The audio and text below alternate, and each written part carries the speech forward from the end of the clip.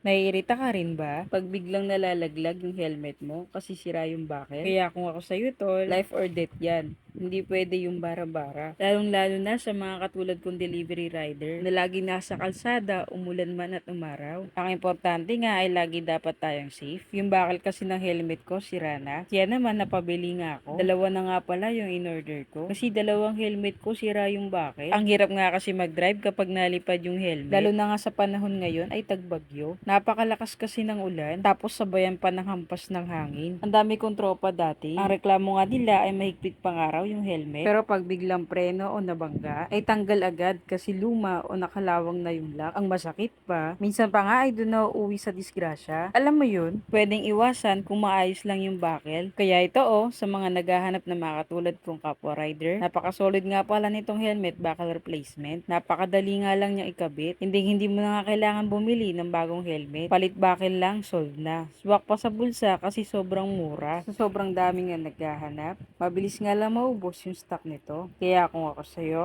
habang may stock pa sila, ay i-add to cart mo nga lang yan. So ayun lang. Maraming salamat sa panonood.